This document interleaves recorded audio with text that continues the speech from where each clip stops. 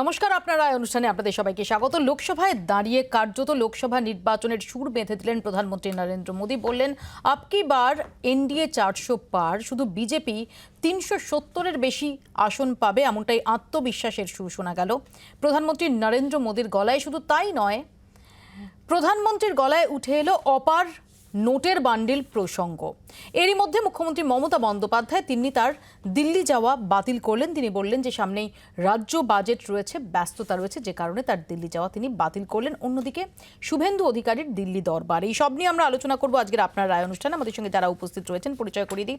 তৃণমূল কংগ্রেসের পক্ষ থেকে কৃষাণু মিত্র, বিজেপির পক্ষ থেকে অর্চনা মজুমদার, কংগ্রেসের পক্ষ থেকে চন্দন ঘোষ চৌধুরী, সিপিআইএম এর পক্ষ থেকে প্রদীপ দাশগুপ্ত এবং রাজনৈতিক বিশ্লেষক শুভজিৎ নস্কর। আমি শুরুতে আপনাদের দেখাবো লোকসভায় দাঁড়িয়েই কার্যত প্রচারের সুর বেঁধে দিলেন প্রধানমন্ত্রী।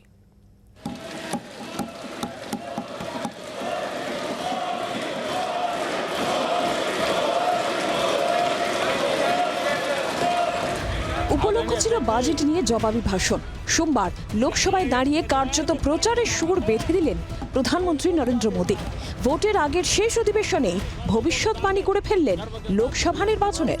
কটাক্ষ করতে ছাড়লেন না কংগ্রেস সহ অন্যান্য বিরোধীদেরও। সব মিলিয়ে প্রধানমন্ত্রীর জবাবি ভাষণে পারদ চলল সংসদে। अब हमारी सरकार का तीसरा कार्यकाल भी बहुत दूर नहीं है। ज्यादा से ज्यादा 100-125 दिन बाकी है और अब की बार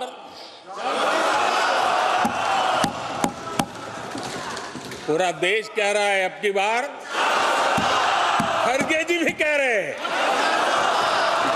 बीजेपी को 370 सीट और एनडीए को 400 पार। मैं देख रहा हूं अलायंस का ही अलाइनमेंट बिगड़ गया। इनको अपने इस कुनबे में अगर एक दूसरे पर विश्वास नहीं है तो ये लोग देश पर विश्वास कैसे करेंगे। एक ही प्रोडक्ट बार बार लॉन्च करने के चक्कर में कांग्रेस की दुकान ताला लगने की नौबत आ गई है। और ये दुकान हम नहीं कह रहे, आप लोग कह रहे हैं। आप लोग कहते हैं दुकान खोलिए। विपक्ष ने जो संकल्प लिया है उसकी सराहना करता हूं। उनके भाषण के एक एक बात से मेरा और देश का विश्वास पक्का हो गया है कि इन्होंने लंबे अरसे तक वहां रहने का संकल्प ले लिया। हमने पहले कार्यकाल में यूपीए के समय के जो गड्ढे थे वो गड्ढे भरने में हमारा काफी समय और शक्ति लगी। हमने दूसरे कार्यकाल में नए भारत की नींव रखी और तीसरे कार्यकाल में हम विकसित भारत को निर्माण को नई गति देंगे। মহিলা থেকে যুব, গরিব থেকে কৃষক, মোদী বলেন তার কাছে জাত মানেই 4 শ্রেণী।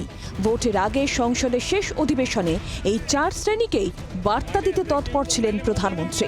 ব্যুরো রিপোর্ট, জি24 ঘন্টা। আর এই মুহূর্তে অধীর রঞ্জন চৌধুরী তিনি সাংবাদিকদের মুখোমুখি হয়েছেন, কি বলছেন তিনি শোনাবো। মারা যায় তার ঠিক নাই।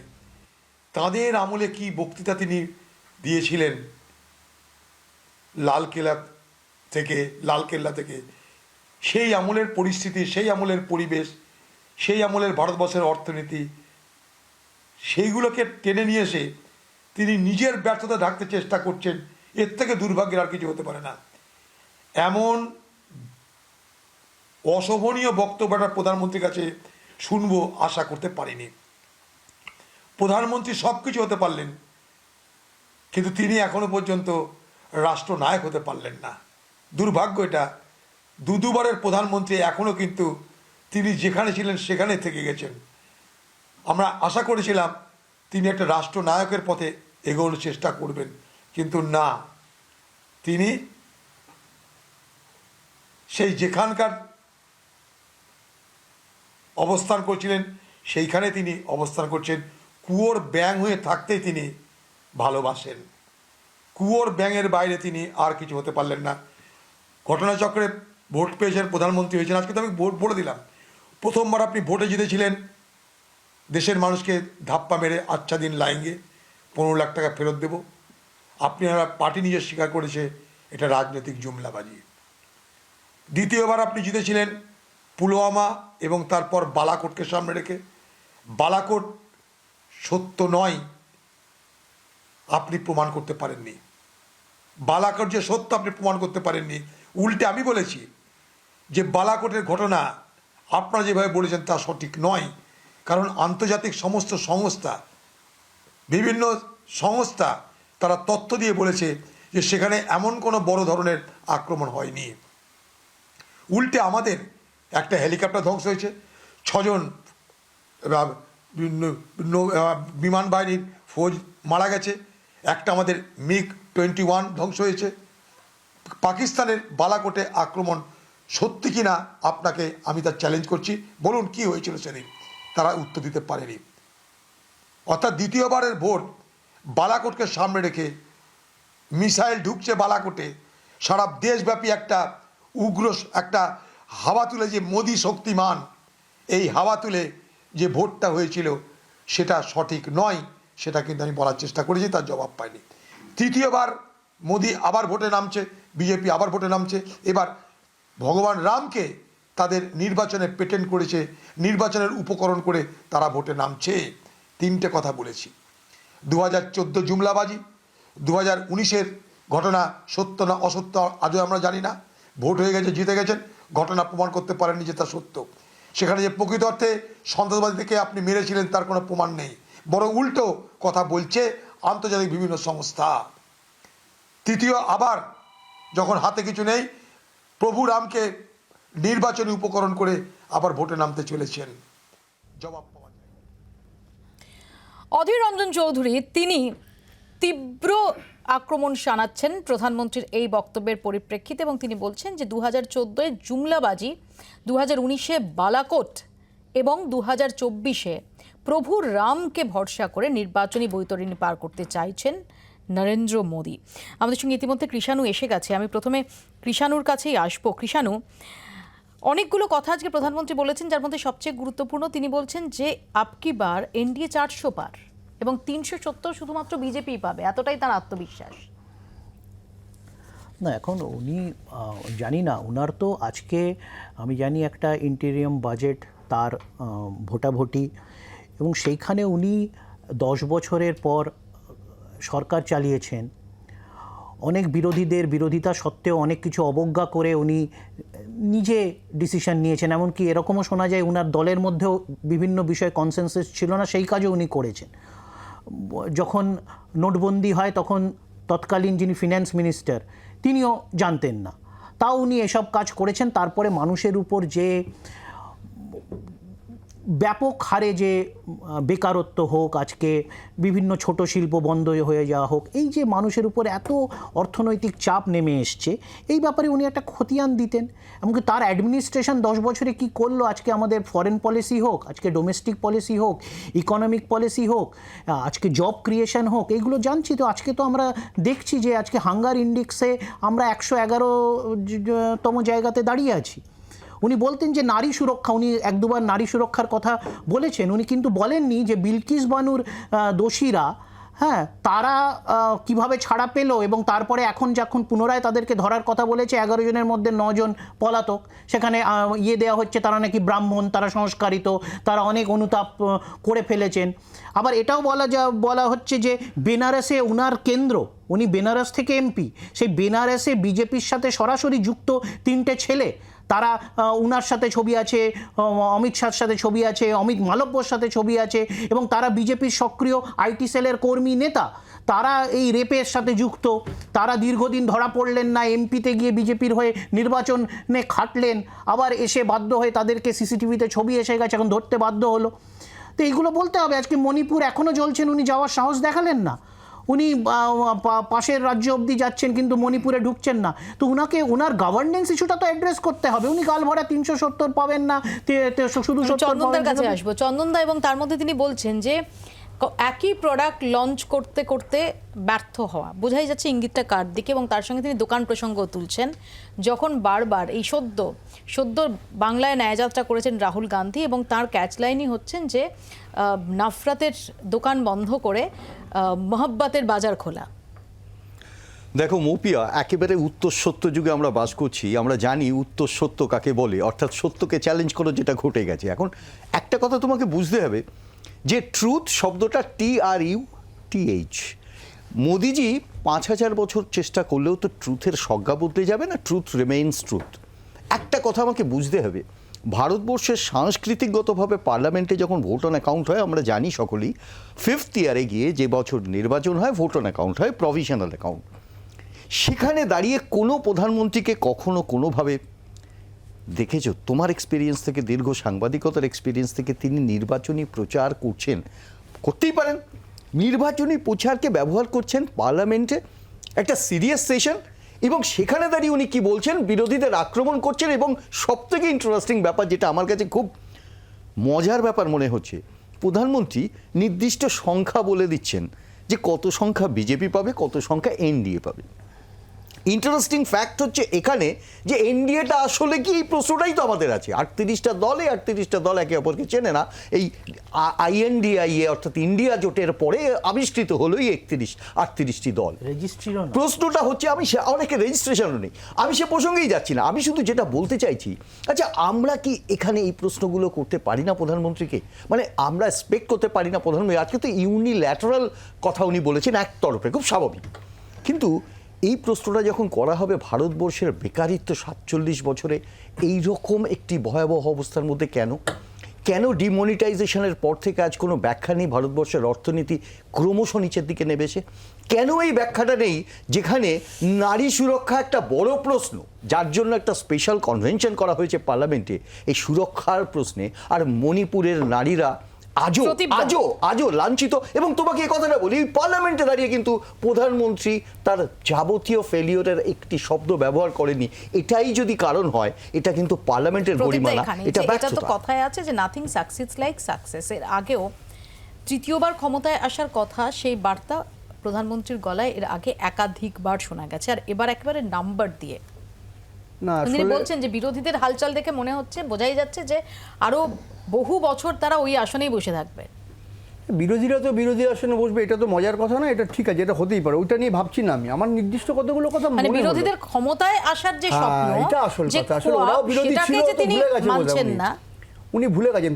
প্রথম কথা উনি প্রধানমন্ত্রী সুলভ আচরণ করেননি। একদম ওই শ্যামবাজার মোড়ে জনসভায় যেরকম বিজেপি নেতারা কথা বলেন বা RSS নেতারা কথা বলেন, সেরকমভাবেই কথা বলছিলেন, র্যালিশ করে করে। খুব ইম্পর্টেন্ট, জনগণ দেখছে, জনগণ বুঝছে যে এইরকম বাজেটের কী রেজাল্ট, কী বিষয়। আমি বাজেটে ঢুকবো না। 2 নম্বর কথা, আরেকটি ইম্পর্টেন্ট কথা, উনি নিজে 370টা পাবেন, কিন্তু এনডিএ ওই যে বলছিল না রক্ষা করতে হবে, 30খানা সিট দিয়েছেন। কাকে দিয়েছেন, কী দিয়েছেন, ওটাকে ব্যাখ্যা করে বলতে হবে তো। আসলে গোল গোল কথা বলে, মানে প্রথমে তো আগের বারে বালাকোট পুলওয়ামা গেল, এবারে রাম মন্দির, তাতেও তো চিরে ভিজছে না। ওদেরকে তো বুস্ট আপ করতে হবে। আপনি সবটা ছেড়ে দিন, পশ্চিমবঙ্গের বুকে বিজেপির হাল কি? আচ্ছা, এই যে বছরে 2 কোটি বেকারের চাকরির প্রতিশ্রুতি কোথায় গেল? এই যে বলেছিল 100 দিনের মধ্যে সুইস ব্যাংকের টাকা ফেরত আনবো, কোথায় গেল? লাস্ট বোধহয় একটা বিধানসভা নির্বাচনে প্যানেলে আমিও ছিলাম, বলেছিল না রান্নার গ্যাসের দাম কমিয়ে দেবো। সেই স্টেটে গ্যাসের দাম কমেছে, সারা দেশের কথা বাদ দিন, 300 টাকা কমানোর কথা ছিল, করার কথা ছিল, বললাম তো কমেনি। পেট্রোল ডিজেলের দাম কত কমিয়ে দেবো, কোথায় গেল? আরে এই কথাগুলোকে ধামাচাপা দেওয়ার জন্য এরকম ওই তালি মারতে মারতে আমরাও পারি, এরকম একটা এসি রুমে বসে নিজস্ব কিছু পেটোকার লোক নিয়ে ভোটে জিতে আসা অবশ্যই, কিন্তু এইটা কোনো প্রধানমন্ত্রীর কাজ হতে পারে না। উনি জনগণের প্রধানমন্ত্রী, উনি শুধু বিজেপি বা কোট আনকোট RSS এর প্রধানমন্ত্রী নন, এটা ওনাকে বুঝতে হবে। মানুষ কিন্তু 2024 সালের লোকসভা নির্বাচনে বুঝিয়ে দেবে, এটা 2019 নয়। ওই বালাকোটও হবে না, পুলওয়ামাও হবে না, একটা রাম মন্দির দিয়ে ভোটে যাবে না। মূল্যবৃদ্ধি, কর্মসংস্থানের প্রশ্নে আমরা সবাই লড়াই করব। চ্যালেঞ্জটা যারা ছুড়ে দিতে পারে, অর্থাৎ এই তৃতীয়বারের জয়ের রথের চাকাটা যদি আটকে দিতে হয়, সেটা আটকে দেওয়ার জন্য তো খুব গুরুত্বপূর্ণ হচ্ছে ইন্ডিয়া ব্লক। সেখানেই বলছেন যে অ্যালায়েন্সের অ্যালাইনমেন্টটাই নষ্ট হয়ে গেছে, যেটা বলার অন্তত প্র্যাকটিক্যাল অনেকগুলো গ্রাউন্ড রয়েছে, সেটা বিহার থেকে শুরু করে পাঞ্জাব থেকে শুরু করে পশ্চিমবঙ্গ দেখা যাচ্ছে তার ইঙ্গিত। আমরা কিন্তু নির্দিষ্ট করে এই কথা আমাদের পার্টির পক্ষ থেকে বলেছি, ট্রেনটা দিল্লি পর্যন্ত যাবে, প্যাসেঞ্জারদের ঠিক করতে হবে। সলিল চৌধুরীর 100 বছর, এই রোকো পৃথিবীর গাড়িটা থামা, এখন ইন্ডিয়ার গাড়ি থামিয়ে কে নেমে যাবে তো আমি বলতে পারবো না। নীতিশ কুমারের নাম বলতে পারি, নেমে গেছে। সবাই হেমন্ত সোরেন হয় না, আমি কারুর নাম করছি না। আমরা এই মুহূর্তে দাঁড়িয়ে ব্রডার অ্যাসপেক্টে লড়াই করছি বিজেপির বিরুদ্ধে। প্রত্যেকটা রাজনৈতিক দলকে মুখে বিজেপি বিরোধিতা বললে হবে না, রাজ্যসভার ভোটে অ্যাবসেন্ট বিজেপি বিরোধী, এরকম ভাবে হবে না। প্রধানমন্ত্রী তিনি লোকসভায় দাঁড়িয়ে নাম্বার ধরে বলছেন, এটাও কি সত্যি খুব খুব সঙ্গত, খুব শোভন? এটা তো সত্যি নির্বাচনী প্রচার নয়।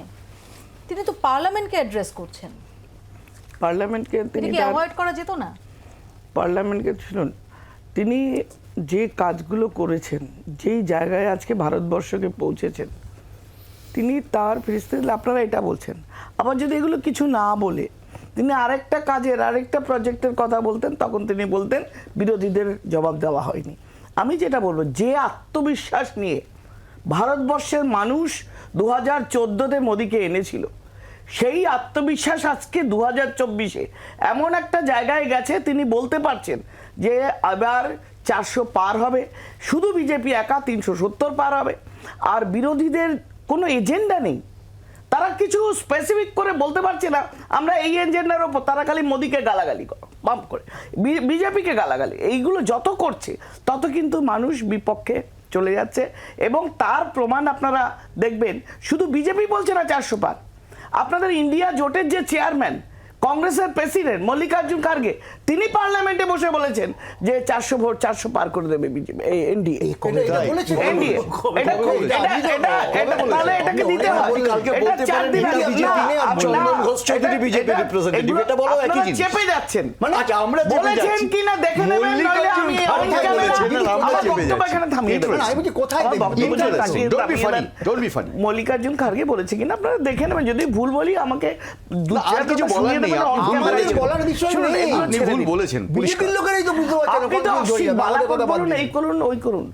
আপনার যত বিরোধ করুন, এটা তো অস্বীকার করতে পারবেন না যে 17 কোটি মহিলার গ্যাস কানেকশন মোদী সরকার দিয়েছে। এটা অস্বীকার করা যাবে না। কংগ্রেস এটা করতে গেলে কংগ্রেসের 70 বছর লাগবে।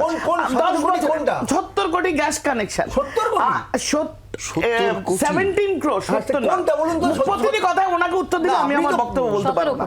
17 crore গ্যাস কানেকশন, আজকে 17, প্রতিটি কথায় এরকম যদি আপনাদের কিছু বলার নেই, একটাই কাজ বিজেপিকে বাগড়া দেওয়া প্রতিটি ওয়ার্ডে, সে ভ্যালিড হোক ইনভ্যালিড হোক। আপনারা যদি বলতে না দেন তাহলে তো বক্তব্য রাখা যাবে না। 4 জনের সঙ্গে একা কথা বলছি, এটাও তো মাথায় রাখতে হবে। 3 জনের সঙ্গে না, 3 জনের সঙ্গে, তাই হোক। স্যানিটেশন 40% থেকে 100% স্যানিটেশন হয়েছে, যেটা আমাদের কংগ্রেসকে যদি ওই সরকার থাকতো আমরা 100 বছরও করতে পারতাম না, 5 জেনারেশন লাগতো। আজকে মোদিজি আর কি বলেছেন?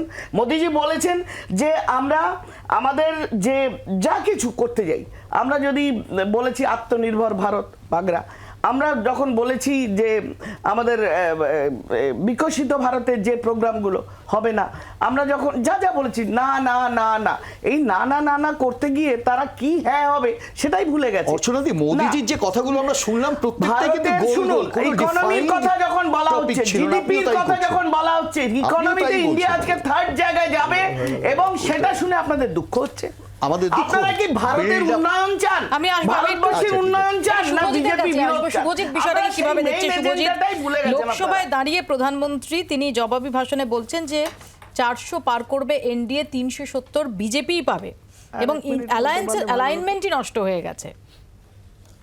দেখুন, আমি অর্চনাদিকে দিয়েই শুরু করি যে মল্লিকার্জুন খার্গের একটি, আমি বলেছি না 4 জনের বিরুদ্ধে বলার আগেই বলে দিয়েছি, কারণ একটাই এজেন্ডা বিজেপি বিরোধী, অসুবিধা নেই। That's all. আপনারা কোনো কিছু ক্রিয়েটিভ পজিটিভ দেশ নির্মাণ, রাষ্ট্র নির্মাণ কিছু বলতে পারবেন না। আচ্ছা, বলতে দিন। আপনারা মানুষের ভালোকে বলতে পারবেন না, বিজেপি অর্চনাদি বলতে এবং সেই জন্য আপনি বলতে দিন প্লিজ। হ্যাঁ, আপনারা 500টা সিট পাবেন, খুশি হয়ে বসুন। আমি ভেবেছিলাম আপনি আমাকেও ইনক্লুড করেছেন, এখন থেকে আপনি আমাকে বাদ দিন। আমি জাস্ট আজকের প্রধানমন্ত্রীর যে ভাষণ, সেই ভাষণের আগে কয়েকদিন আগে মল্লিকার্জুন খাড়গের একটা 1 ঘন্টা 30 মিনিটের কাছাকাছি একটা গুরুত্বপূর্ণ ভাষণ। আমি এই জন্য বলছি কারণ গণতন্ত্রে অপোজিশন পার্টির যে লিডার তার তো একটা ভীষণ ইম্পর্টেন্ট, কারণ তাদেরকে শ্যাডো প্রাইম মিনিস্টারের মতো ধরা হয় পাশ্চাত্য গণতান্ত্রিক দেশগুলোতে।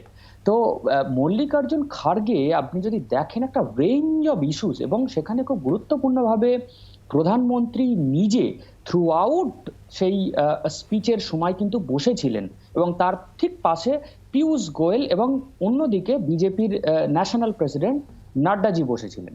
এবার গুরুত্বপূর্ণ যে কথা খাড়গে সাহেব বললেন যে ভারতবর্ষে একটার পর একটা যারা সামাজিকভাবে পিছিয়ে আছে সেই জনগোষ্ঠীগুলোর তাদের হাল বেহাল, অন্যদিকে প্রাইভেট সেক্টর, আপনি যেহেতু বাজেটের কথা উঠছে, বাজেটে আপনি দেখবেন গভর্নমেন্ট প্রায় 1 ট্রিলিয়নের মতো একটা প্রাইভেট সেক্টরের বুস্টের জন্য মানে অ্যালোকেশন করেছে।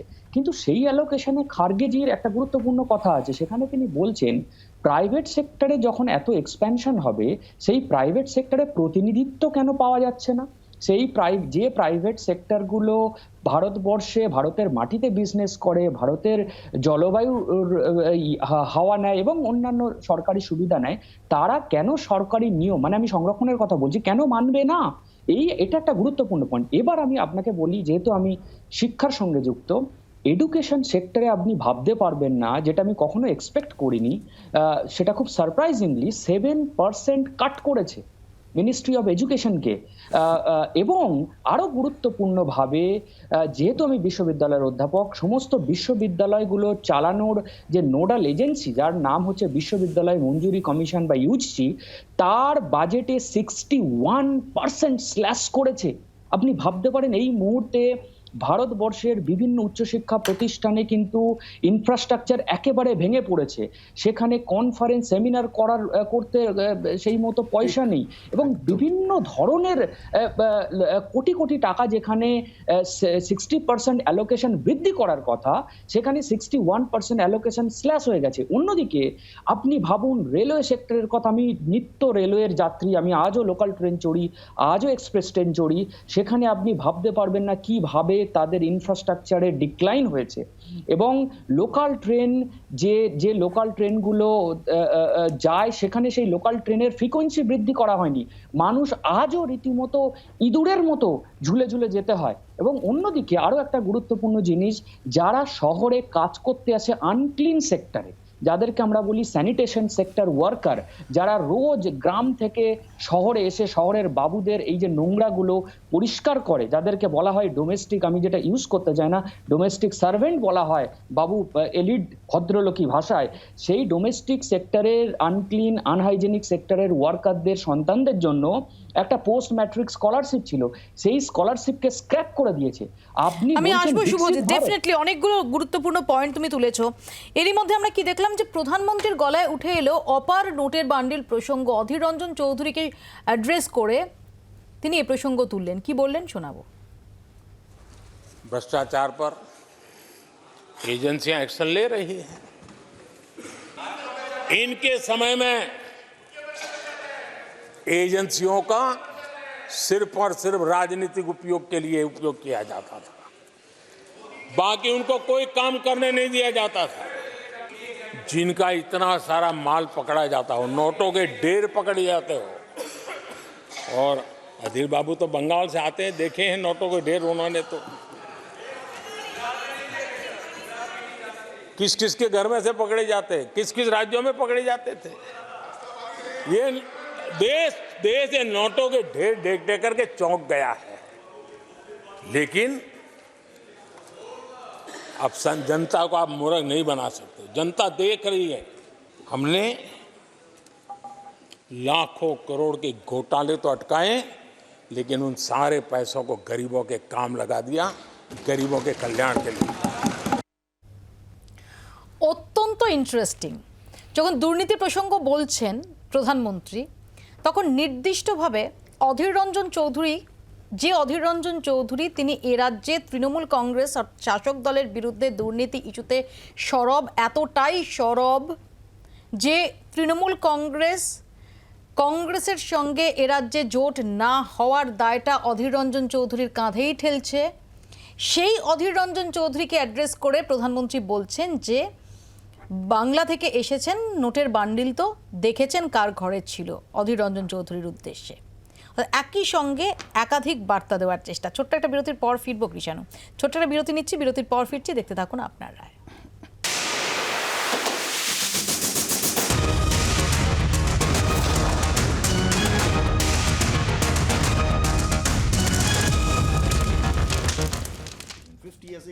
ফিরে এলাম বিরতির পর। আমি কৃষাণুর কাছে যাব। কৃষাণু, সদ্য আমরা দেখতে পাচ্ছি গোটা জাতীয় রাজনীতি তোলপাড় হচ্ছে হেমন্ত সোরেন ইস্যুতে। আজকে সেখানে ফ্লোর টেস্ট ছিল। প্রধানমন্ত্রীর গলায় সুনির্দিষ্টভাবে অধীর রঞ্জন চৌধুরীকে উদ্দেশ্য করে নোটের বান্ডিলের প্রসঙ্গ উঠে এলো। বোঝাই যাচ্ছে ইঙ্গিতটা কোন দিকে।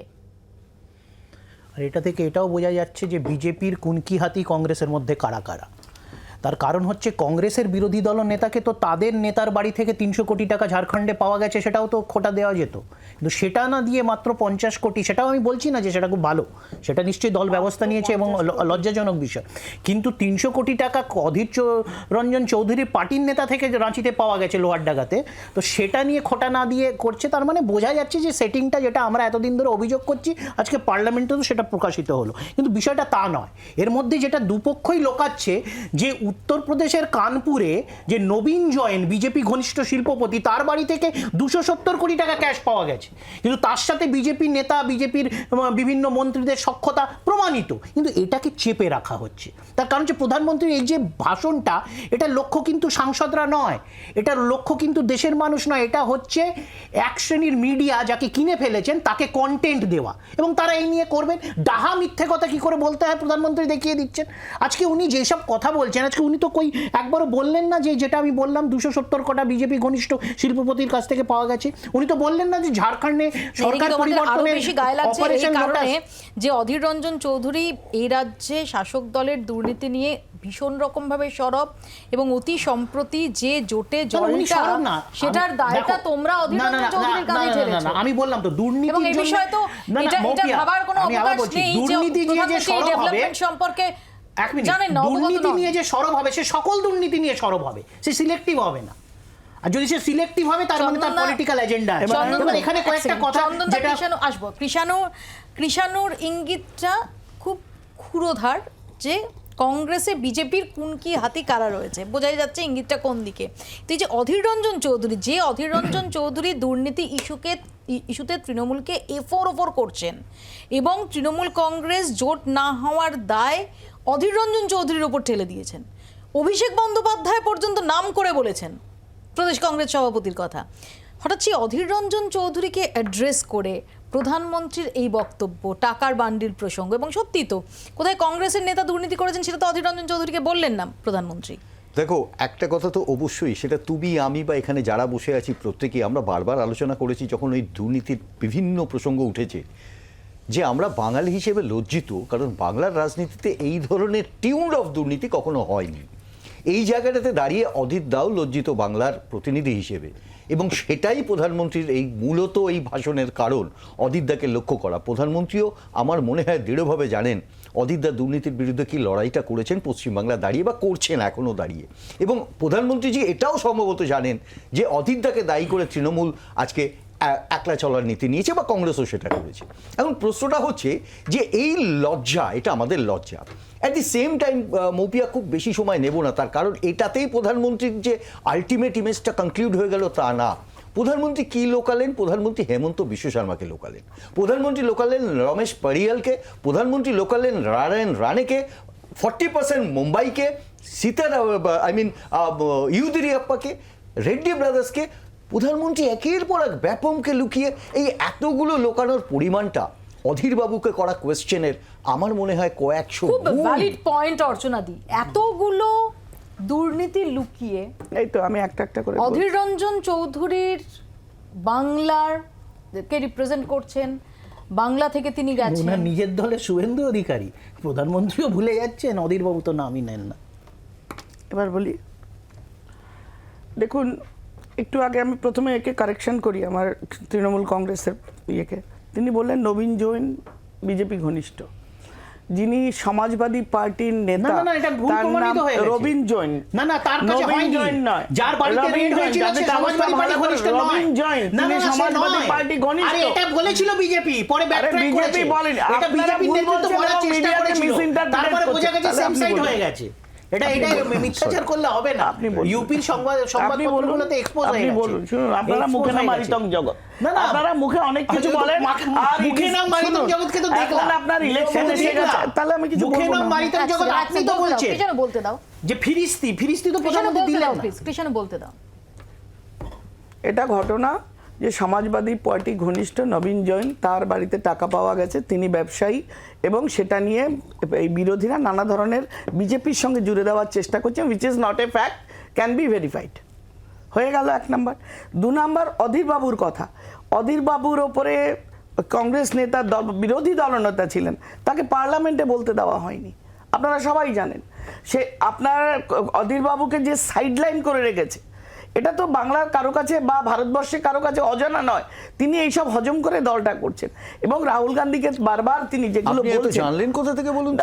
আপনারা যেমন তারপর জানেন, বলছি, আমি এটা আপনারা বুঝতে যেমন পারলাম। জানেন যে সরাসরি বারবার excuse রাহুল গান্ধী কানমালা দিচ্ছেন প্রদেশ নেতৃত্বকে, বারবার কানমালা দিচ্ছেন, এবং উনি সেগুলো ধরছেন না। আদুপে আপনাদের আপনার খুব নেতাদের গায়ে লাগে। কানগুলো আছে তো? না, খুব সুকান্ত গায়ে বাবুদের লাগছে। কানগুলো আছে তো? শুনুন, আপনারা ওটা তো এগুলো বলার না জায়গাও করে, নেই, কানগুলোই শুনুন, বোধহয় যারা খুলে দেওয়া হাজার হবে। হাজার কোটি টাকা লন্ডভন্ড করছে, সেই লোকগুলোকে ধরছে যে ইডি সিবিআই, আপনারা বলছেন আমরা জিতে আসলে ইডি সিবিআই বন্ধ করে দেবো। কে বলেছে? হ্যাঁ, আপনাদের এজেন্ডা এটা ইলেকশনে, বন্ধ করুন। আপনারা তার আপনি বিরুদ্ধে এতটা ইডি সিবিআই বন্ধ unprepared, আমার করবেন। মুশকিল। আপনারা কখনো আপনাদের সাথে- দেশের উন্নয়ন, আপনাদের মানুষের সাথে উন্নয়ন debate করা is very এবং যেদিকে difficult। যাচ্ছে মানুষ সেগুলো নিয়ে বুঝছেন কিচ্ছু কতটা বলবেন না, unprepared আপনি। কারণ আপনাদের কোনো এজেন্ডা নেই। আপনাদের নিউক্লিয়ার পলিসি কি, আমি একটা আপনাদের কথা ইকোনমিক বলবো, পলিসি কি, আপনাদের ডেভেলপমেন্টাল বাবা। পলিসি কি, সেগুলো নিয়ে আপনারা একেবারে রেল ভাবিত নন। অ্যাক্সিডেন্টের সংখ্যা কেন আপনারা খালি বাড়ছে কি করে জানেন তো? বিজেপির পেছনে লাগা যাবে এবং একটা একটা করে গল্প আপনাদের তৈরি করে concept-টাই মানুষকে derailed খাওয়ানো হয়ে যাবে, গেছে। এই গল্প মানুষ খাবে। একদম কারণ মানুষ মানুষের উপর দেখছে depend ভারতের উন্নয়ন, মানুষ দেখছে মানুষের উন্নয়ন, মানুষ দেখছে ইনফ্রাস্ট্রাকচার ডেভেলপমেন্ট, মানুষ কতখানি সুখে আছেন, কতখানি এই দেশ থেকে, এই ভারতবর্ষ থেকে আমরা কোভিড পিরিয়ডে বলুন বা এই ভারতবর্ষে দেখুন মানুষের DDT spray করা হয়েছিল ফ্রি COVID রেশনিং period, আমরা বলুন, দেখেছি সেটা। এডুকেশন বলুন, লাশ ভাসিয়ে দেওয়া হয়েছিল। আপনি রাস্তাঘাটের উন্নয়ন বলুন, এই যে বলছিলেন ট্রেন নাকি পায় না লোকজন, আরে বন্দে ভারত থেকে শুরু করে যেভাবে ট্রেনের বন্দে ভারত গরিব মানুষ আপনাদের চলে না। 100 বছরে এই ডেভেলপমেন্ট হতো না, ভারতবর্ষে এই জায়গায় আসবো। পৌঁছতো না। আপনারা প্রদীপ্ত, অধীর রঞ্জন দেশের চৌধুরীকে আসবো প্লিজ। অধীর রঞ্জন চৌধুরীকে উদ্দেশ্য করে নোটের বান্ডিল প্রসঙ্গ কতটা সিগনিফিক্যান্ট? ঠিকই আছে। অ্যাকচুয়ালি এই আমি শুরুতে বলেছিলাম যে লড়াইটা বিজেপির বিরুদ্ধে কারা কারা থাকবে না ঠিক করতে হবে। আমরা তো আমি নিজে কমিউনিস্ট পার্টির লোক হিসেবে বলতে পারি কোনো দুর্নীতির দায় আমরা নেব না, একদম স্পষ্ট কথা। আমাদের লড়াই বিজেপির বিরুদ্ধে, আমাদের লড়াই তৃণমূলের বিরুদ্ধে। কিন্তু নির্দিষ্ট করে অর্চনাদিকে আমার কতগুলো কথা জানা আছে। উনি তো যা ভারতবর্ষের বিকাশের কথা বললেন, আমি তো ভাবছি বাড়ি থেকে বেরোলেই বোধহয় মোটে বিকাশ হয়নি, আপনাদের সিপিএম এর আমলে হয়েছিল, যখন একটা রাস্তা ছিল না, একটা লাইট ছিল না, মানুষের যে আপনি বললেন আমি ডিস্টার্ব আপনারা করছি। সিপিএম এর আমলে কথা মানুষের কাছে দেশ চালাতো। ঐশাচিক, আমরা ভয়ে ভয়ে চিন্তা করি আমরা কোন অবস্থায় ছিলাম, আমাদের এডুকেশন কোথায় ছিল, ক্লাস 5 অবধি আমাদের ইংরেজি পড়তে দেওয়া হয়নি আপনাদের নেতার পলিসিতে। আপনারা সিপিএম আমলের কথা মানুষকে দারিদ্র কোন জায়গায় পৌঁছিয়েছিলেন, আপনারা আবার মুখ খোলেন কেন আপনারা 4% নেমেছেন, তা আবার আইএসএফ কে নিয়ে। আপনাদের এই পতনের কারণ কি? মানুষ কেন আপনাদের 1% বিশ্বাস করে না? আসবো প্লিজ। শেষ আপনার শেষ। আপনি আমার সঙ্গে বলেছেন, আমি একটু বলে দিচ্ছি। 60,470 কোটি টাকা এবছর কম দিয়েছেন, কেন বলতে হবে? সারের ভর্তুকিতে 62,445 কোটি টাকা কম দিয়েছেন, গোল গোল করে কথা বললে হবে না। এমএনরেগার কথা বলছেন, এবছর 4,806 কোটি টাকা কম দিয়েছেন। আর শিল্পপতিদের কথা বলছেন, নীরব মোদী, মেহুল চোকসি সব তো নাকি ধরে নিয়ে আসছিলেন, 15 লক্ষ টাকা করে ব্যাংকে ঢুকছিল। তাদের 90% টাকা তাদের ব্যাংকে চলে এসেছে, মানুষ পেয়ে গেছে। খাবেন 90%? 90% টাকা আপনারা একটু দেখুন, একটু পড়াশোনা করুন। যা যা বলছেন, দাদা যে টাকা চুরি করে নিয়ে গেছে সে সব টাকা চলে এসছে। 90% back in India and which has been disbursed among poor communities. কার টাকা? পার্লামেন্ট বা কি অ্যাসেম্বলি তো বলছেন আপনার আপনি? বিরুদ্ধে আমি কোনো বাজে কথা Smartly বলছি না। বলছেন আপনি, আপনি মানে বিভ্রান্ত করছেন এখানে আমার তথ্য এবার দিয়ে বলছেন যে বিভ্রান্ত। ঠিকই আমরা করছি, আপনি শিক্ষা- বিভ্রান্ত মানুষ এত এ বোকা হতে নয়। পারে না। না, মানুষ please, এখন কোনো বেকার। ব্যক্তি- বলছেন উনি। ব্যক্তি আক্রমণ। প্রধানমন্ত্রী বলবেন বলতে যে বলতে এক বলতে second, আমি একটু- উনি কেন আমি বলবেন? শুভজিতের কাছে বলছেন আসি। শুভজিৎ, প্রধানমন্ত্রী যেটা আমি বলতে শুরুতেই পারেন। বলছিলাম ওনার সাহস যে কোথায়? দুর্নীতির প্রসঙ্গ যখন প্রধানমন্ত্রী বলছেন তখন এই মুহূর্তে দাঁড়িয়ে সবচেয়ে বেশি যে চর্চা চলছে, ওদিকে আমরা দেখেছি যে কেজরিওয়াল থেকে শুরু করে আতিশি, এদিকে হেমন্ত সোরেন আজকে ফ্লোর টেস্ট ছিল, সেরকম একটা জায়গায় দাঁড়িয়ে অধীর রঞ্জন চৌধুরী, যে অধীর রঞ্জন চৌধুরী এ রাজ্যে শাসক দলের দুর্নীতি নিয়ে এতটাই সরব যে এই রাজ্যে জোট না হওয়ার দায় শাসক দল অধীর রঞ্জন চৌধুরীর কাঁধে ঠেলছে। এহেন অধীর রঞ্জন চৌধুরীকে উদ্দেশ্য করে বলছেন যে অধীর রঞ্জন চৌধুরী, আপনি বাংলা থেকে এসেছেন, আপনি তো নোটের বান্ডিল দেখেছেন, এটাকে তুমি কিভাবে ব্যাখ্যা করবে? দেখুন, পুরো ব্যাপারটাই তো কমপ্লেক্স। অধীর বাবুকে যে সিটের অফার আমরা বিভিন্ন নিউজ পেপার বা নিউজ চ্যানেল থেকে জেনেছি যে, বা বোধহয় মুখ্যমন্ত্রী নিজেও বলেছেন যে 2টো সিট বোধহয় কংগ্রেসকে অফার করতে চেয়েছিল। তো কিন্তু মমতা বন্দ্যোপাধ্যায় বলছেন তাহলে কি আমরা 42টাই দিয়ে দেবো? এখন ব্যাপার হচ্ছে এই মুহূর্তে কংগ্রেসের তো এখান থেকে 2টো এমপি সিট, এবং সেই না, আমি এই জোট দুটোই আলোচনায় যাচ্ছি না, দুর্নীতি প্রসঙ্গে এহেন অধীর রঞ্জন চৌধুরী, তাকে অ্যাড্রেস করে এ রাজ্যে উদ্ধার নোটের বান্ডিল প্রসঙ্গ। শুভজিৎ, দেখুন, দুর্নীতির বিরুদ্ধে অধীর রঞ্জন চৌধুরীকে আপনি যদি দেখেন, খুব সিলেক্টিভলি আমরা আউটরেজড হতে দেখেছি। এই কথাটা যেটা উঠে আসছিল কিছুক্ষণ আগে, সেটা একেবারেই সত্য। কারণ অধীর রঞ্জন চৌধুরী বারে বারে যখন অন্যান্য জায়গায় বিজেপির যে স্টেট গভর্নমেন্ট চলছে সেখানে যেভাবে করাপশনের ইস্যু সেখানকার বিরোধী দলগুলো তুলেছে, সেই বিষয়ে কিন্তু অধীর রঞ্জন চৌধুরীকে খুব একটা বলতে দেখিনি। কিন্তু অধীর রঞ্জন চৌধুরী তো বাংলা থেকে বলছেন, তিনি তো বাংলা নিয়ে বেশি বলবেন যদি বলা হয়। না, তিনি তো পার্লামেন্টে বলছেন, এবং পার্লামেন্টে তিনি কিন্তু একটা বিরোধী মুখ মেজর, সেই জন্য আমি বলছি, উনি তো বিধানসভায় নেই, উনি তো পার্লামেন্টে আছেন। এবার যেটা আমি আসি, যে অধীর রঞ্জন চৌধুরীকে একটা যে ফ্রেশ এয়ার দেওয়ার চেষ্টা করা হচ্ছে, যেটা তাকিয়ে তাকিয়ে বারবার, বা ওনাকে অ্যাড্রেস করা, যেটা আপনি বলার চেষ্টা করছেন, এবার এটা তো সত্যি যে দুর্নীতির এখানে একটা পাহাড় প্রমাণ যে জিনিসটা হয়েছে, সেই জিনিসটা তো এখানে ঘটেছে। এবং আপনি একটা রীতিমতো সমিতি থেকে শুরু করে পৌরসভা দুর্নীতি, এসএসসি স্ক্যাম থেকে শুরু করে একটার পর একটা, মানে তৃণমূল কংগ্রেসের আমলে কোনো নেতা মন্ত্রী বা রীতিমতো পঞ্চায়েতের প্রধান বা পৌরসভার চেয়ারম্যানদেরকে আমি দেখি না বাসে বা ট্রেনে চড়তে, তারা রীতিমতো স্করপিও চড়ে ঘুরে বেড়ায়। আমি বলছি, এহেন পরিস্থিতিতে অধীর রঞ্জন চৌধুরীকে অন্যদিক দিয়েও এটা ভাবতে হবে যে তার যদি মনে হয় যে তার পলিটিক্যাল কেরিয়ার বা তার পার্টির এখানে এক্সিস্টেন্স ডিপেন্ড করছে বিজেপি বিরোধিতা এবং সামান্যভাবে তৃণমূল কংগ্রেসের বিরোধিতা, তাহলে কিন্তু তাকে বোঝানো উচিত সেন্ট্রাল লিডারশিপকে যে এই মুহূর্তে আমার কিছু করার নেই, কারণ পার্টিকে বাঁচাতে গেলে আমাকে তৃণমূল বিরোধিতাও করতে হবে। সেই ন্যারেটিভটা ভীষণভাবে একটা লেজিটিমাইজ করতে হবে, কারণ এখানে কংগ্রেসের কিন্তু আর কোনো অল্টারনেটিভ থিঙ্কিং আমি খুব একটা দেখছি না। অধীর রঞ্জন চৌধুরী নিজে কিন্তু কোনোদিন অল্টারনেটিভ তৃণমূল বিরোধিতা বা একটা কাউন্টার বিজেপি বিরোধিতা সেটা ছাড়া, এবং খুব গুরুত্বপূর্ণভাবে যেটা আমি একটু আগেই শুনলাম, যে অধীর রঞ্জন চৌধুরী এখানে কিন্তু বিজেপি বিরোধিতা খুব একটা করেন না। আপনি দেখবেন যে বারংবার তিনি তৃণমূল কংগ্রেসকে, এবং ন্যায্য, সে বিষয়ে কোনো সন্দেহ নেই। আসবো প্লিজ। আমার মনে হচ্ছে যে বিজেপি বিরোধিতা নিয়ে অধীর রঞ্জন চৌধুরীর বিজেপি বিরোধিতা এই রাজ্যে, সেটা নিয়ে প্রশ্ন তুলছেন। আমার মনে হয় শুভজিৎ কোথাও একটু ভুল হচ্ছে, তার কারণ মূল কোয়েশ্চেন তুমি অ্যাটেন্ড করোনি। This is one point. Second very interesting point, সেটা হলো যে যেভাবে এক্সপ্লেন করা হচ্ছে পশ্চিমবাংলার মূল দুর্নীতি, পশ্চিমবাংলার যারা শাসন করছে তাদের বিরুদ্ধে, আমরা প্রদেশ কংগ্রেসের তরফে খুব স্বাভাবিক অর্থে তাদের বিরুদ্ধে দুর্নীতির প্রসঙ্গটা তুলেছি। কিন্তু অধীর রঞ্জন চৌধুরীর যদি এক বছরে, তোমাকে দীর্ঘদিন যেতে হবে না, গত এক বছরের রেকর্ড যদি তুমি দেখো, শুধু পশ্চিমবাংলা না, ভারতবর্ষের প্রতিটা দুর্নীতি নিয়ে তার অ্যাড্রেসগুলো একবার একটু সংকলন দেখো এবং পার্লামেন্টই দেখো, বাইরে দেখার দরকার নেই, তাহলে বুঝে যাবে তার বিরোধিতার মাত্রাটা কোথায়। কিন্তু ফোকাসটা কি হয় বেঙ্গলে ফোকাসটা এটাই হয়, যেহেতু অধীরবাবু বাংলার মানুষ, যেমনভাবে তাকে লজ্জিত হতে হচ্ছে বাংলার কথা ভেবে প্রধানমন্ত্রীর কাছ থেকে, তেমনভাবেই অধীরবাবু কিন্তু সারা ভারতবর্ষের ক্ষেত্রে তার নিজের ভূমিকা পালন করে as a floor leader of the Congress in Lok Sabha. ঠিক সেখানে এখানে এই যে কনফিডেন্স নেওয়া বলে না কৃষাণু, যে কোথাও যখন এ রাজ্যের নোটের বান্ডিল প্রসঙ্গ এলো, আসলে কি সুকৌশলে প্রধানমন্ত্রী তিনি অধীর রঞ্জন চৌধুরী, যার তৃণমূল বিরোধিতা সর্বজনবিদিত, কোথাও তাকে তিনি অনবোর্ড নিয়ে এই আক্রমণটায় শান দিতে চাইলেন, এটা বোঝাতে চাইছেন। এই প্ল্যাটফর্মটা তো দীর্ঘ 2 বছর ধরে, বিশেষ করে ইন্ডিয়া জোট হওয়ার পর জুন মাস থেকে এটা তো অধীরবাবু নিজে তৈরি করে দিয়েছেন। ইন্ডিয়া জোটে 2 জন বিরোধিতা করতে দেখেছি, এক বিজেপি এবং পশ্চিমবাংলাতে ব্যতিক্রমী অধীর রঞ্জন চৌধুরী, লোকসভায় আবার বিরোধী দলনেতা, এবং লোকসভাতে উনি কংগ্রেসের বিরোধী দলনেতা, শুধুমাত্র পশ্চিমবাংলার নেতা নন। এবং এক মিনিট, শুরু থেকে লোকসভাতে যদি দেখি কেরালের কংগ্রেসের বিরোধী দলনেতা কিন্তু সিপিএম সরকারকে 40% কাটমানির সরকার বলছে, তারা অভিযোগ করছে লিডার অফ অপোজিশন কংগ্রেসের কেরালের মাটিতে। তার রিপ্রেজেন্টেশন কিন্তু লোকসভাতে না, দায়টা প্রধানমন্ত্রী এই প্রশ্নটা তুলছেন না, অধীরবাবুকে তার দায় নিতে হচ্ছে। এটা ক্লাসিক্যাল। এর আগে দিদিকে শুধু একটা জিনিস কারেক্ট করে দিই, যার বাড়িতে রেড হওয়ার কথা ছিল তার নাম পুষ্পরাজ জৈন, সমাজবাদী পার্টির সাথে ঘনিষ্ঠ, কিন্তু হয়েছে নবীন পীযূষ জৈনের বাড়িতে, যে বিজেপি ঘনিষ্ঠ আতর ব্যবসায়ী, এবং তার বাড়ি থেকে 270 কোটি টাকা ক্যাশে বাজেয়াপ্ত হয়েছে।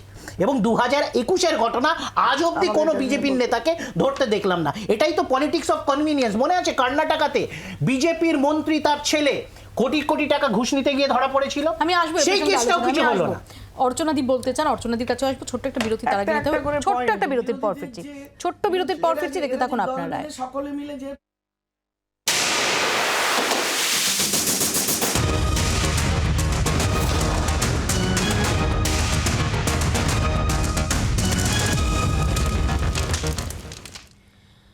ফিরে এলাম বিরতির পর। অর্চনাদি কিছু বলতে চাইছিলেন। অর্চনাদি, আমি যেটা বলছিলাম যে মানুষ তো বোকা নয়, বিজেপি একটু নরেন্দ্র মোদী বলে দিলে গিয়ে ভোটগুলো মোদীকে দিয়ে দেবে, it is never like that. মানুষ 10 বছর ধরে প্রধানমন্ত্রীকে দেখছে, ভারতের উন্নয়ন দেখছে, দৈনন্দিন জীবনে তার কি এফেক্ট, সে কি ব্যাপার ব্যবস্থা পাচ্ছে, তার বাড়িটা পাকা হয়েছে কিনা, তার শৌচালয় হয়েছে কিনা, তার বাড়িতে বিদ্যুৎ আছে কিনা, সেফ ড্রিঙ্কিং ওয়াটার আছে কিনা, তার মহিলাদের জন্য যে রিজার্ভেশন থেকে শুরু করে মুসলিম মেয়েদের যে প্রকল্প শত শত এডুকেশনের জন্য কোথায় চলে গেছে আজকে এত IIT IIM, ছেলেদের পড়াশোনার সুযোগ সুবিধা থেকে, সেইগুলো মানুষ দেখবে। প্রথম কথা এটা।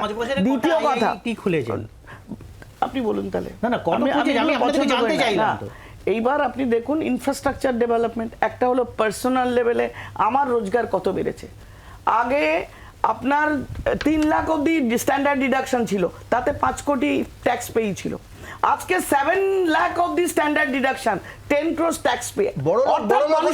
মানুষ গরিব হচ্ছে, অর্থাৎ মানুষের হাতে টাকা অনেক বেড়েছে। দ্বিতীয় কথা, গাড়ির বিক্রি 4 গুণ বেড়েছে। গাড়ি বিক্রি 4 গুণ কেন বেড়েছে? 4 গুণ মানুষ গাড়ি কেনার পয়সা রোজগার করছে। স্বীকার করবে না বিরোধীরা। বিজেপি সরকারের যে কর্মযোগ্য, যে জায়গায় আপনার বলার অপেক্ষা রাখে না এবং আপনাদের কথা পাত্তাও দেয় না, কারণ এই জন্য আপনাদের ভোট পার্সেন্ট নামতে নামতে অস্তিত্ব সংকট। আপনি তো বললেনই না খাদ্য সুরক্ষা প্রশ্নটা বললেন না কেন? আপনাদের ইন্ডিয়া জোট বললেন না কেন? আপনি বলছেন না, আপনি বললেনই তো অনিয়ার যে এখানে বড় গাড়ি করতে পারে। আপনারা এত পলিসি যে মানুষ আপনাদের বিশ্বস্ত পড়ে। আপনি রাম মন্দিরের সামনে যে খালি ঘোড়া করছেন, ভাগের মতো আপনাদের ভাগ হচ্ছে। আপনারা মানুষের তথ্য তো পরে দেবেন, প্রত্যেকটা ভুল তথ্য দিচ্ছেন। শশী থারুর এবং কুণাল ঘোষ কি বলছেন সেটা শোনাবো, শুনি আমি আসবো কৃষাণুর কাছে।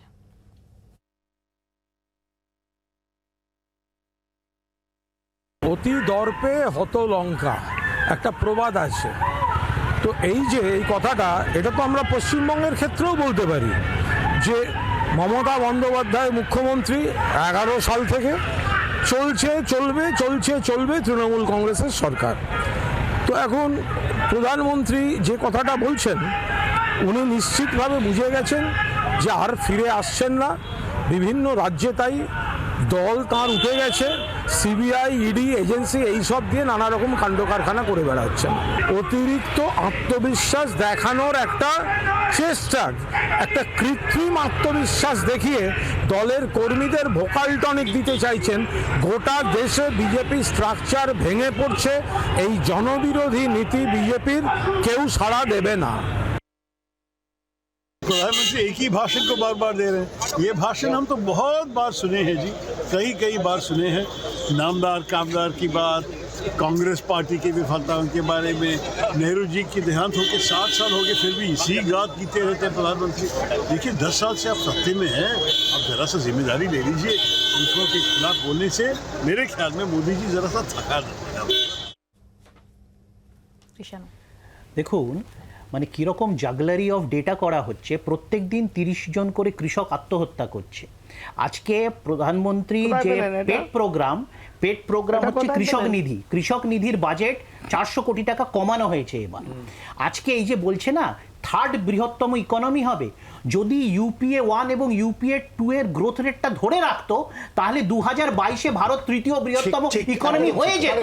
এবং এই সরকার আজকে রঘুরাম রাজনের বইটা যদি পড়েন দেখতে পারবেন সেখানে বলছে এখন 2047 সালে স্বপ্ন দেখাচ্ছে। তো যদি আমাদের গ্রোথ রেট 9 বা 10% হয় এবং পপুলেশন গ্রোথ 0 হয় তাহলে 2047-এ ভারত লোয়ার ইনকাম গ্রুপ কান্ট্রির মধ্যে থাকবে। এই হচ্ছে ভারতের ইকোনমি অর্থনীতির অবস্থা।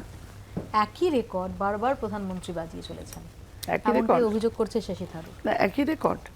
আপনি পাচ্ছেন না ডেভেলপমেন্টের নতুন ডেটা, ইকোনমির নতুন ডেটা, জিডিপির নতুন ডেটা, যেমন মানুষের প্রত্যেকটা জায়গায় আপনি আমি জানি কিছু ইয়ারস্ট্রিকটা চেঞ্জ করে দেওয়া হচ্ছে। তুমি জানো তো পভার্টির যে ইয়ারস্ট্রিক অর্থাৎ যার উপর ডিপেন্ড করে নিউট্রিশনের যে ইয়ারস্ট্রিক একসাথে বলুন তারপরে আমি সাপ্রেস করা হচ্ছে। মানে আপনারা নতুন আইন তৈরি করছেন, in fact that is not scientific. বলুন শুনি, মজা লাগছে। অর্চনা দি, আমি আশা করব মাঝখানে আর আপনারা সংক্ষেপে আমাকে শেষ করতে হবে না। ব্যাপারটা হচ্ছে যে ওনাদের এজেন্ডা হলো কিছু না, মোদি বিরোধিতা, বিজেপি বিরোধিতা। বাকি দেশ নির্মাণের কোনো এজেন্ডা নেই, বাকি রাষ্ট্রের উন্নয়নের কোনো এজেন্ডা নেই, দলের স্টেবিলিটির কোনো এজেন্ডা নেই, প্রধানমন্ত্রীর মুখে হবেন তাদের কি হলো তার কোনো এজেন্ডা নেই। মানুষ আজ পর্যন্ত বুঝতে পারছেন না যে 30 দিনে 30 জন প্রধানমন্ত্রী নিয়ে এই রাজ্য চলবে। তাদের এখানে দুর্নীতি প্রসঙ্গে প্রধানমন্ত্রী যে কথা রেখেছেন যে আপনাদের সময়ে রাজনৈতিক উদ্দেশ্য প্রণোদিতভাবে এজেন্সিকে ব্যবহার করা হতো, এটা তো আদালত বলেছিল আপনাদের সময় যে কেজেড প্যারট, ঠিক এই কাঁচাবন্দি তোতা, একদম ঠিক। কিন্তু এটাও তোমাকে বুঝতে হবে যে ইউপিএ সময় 2G কেলেঙ্কারিতে এই কমনওয়েলথের সুরেশ কালমাদি ছিলেন কংগ্রেসের এমপি এবং মন্ত্রী, তাকে অ্যারেস্ট করা হয়েছিল। আচ্ছা, এ রাজা কানিমোজি তাদের গ্রেপ্তার করা হয়েছিল, তারা আমাদের কনস্টিটিউয়েন্ট পার্টনারশিপ ছিলেন। আলটিমেটলি প্রত্যেকটা জায়গাতে যে অ্যাকশন নেওয়া হয়েছিল সেটা কিন্তু বাস্তব অবস্থা। তারা তো যখন ডেকেছে তখন ওখানে উপস্থিত হয়েছে, বলুন না তখন ওখানে উপস্থিত হয়েছে। কিন্তু একটা কথা আপনাদের বুঝতে হবে, একটা কথা আপনাদের বলতে হবে, চিৎকার ন্যাশনাল হেরাল্ড আমাদের সম্পত্তি, ওটা কংগ্রেসের সম্পত্তি। চিৎকার করে লাভ নেই, চিৎকার করে লাভ নেই।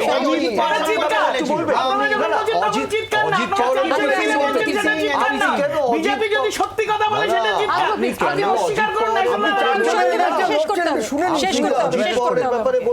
নির্দিষ্ট কথা বলবো, পার্থ চ্যাটার্জি চোর খারাপ, শুভেন্দু অধিকারী কি আপনাকে বলতে হবে এক্ষুনি এখানে কি কি শুভেন্দু অধিকারী বলছি কি শুভেন্দু অধিকারী ইডি সিবিআই প্রত্যেকটা জায়গায় অ্যাপিয়ার করেছে, তাকে ডাকাই হয়নি, দুবার শুধু ডেকেছিলেন, শুধু আপনারা জোর করে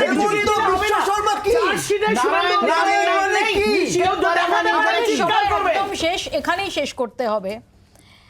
সংসদে দাঁড়িয়ে প্রধানমন্ত্রীর 400 পারের বার্তা, 370 শুধুমাত্র বিজেপি পার করবে।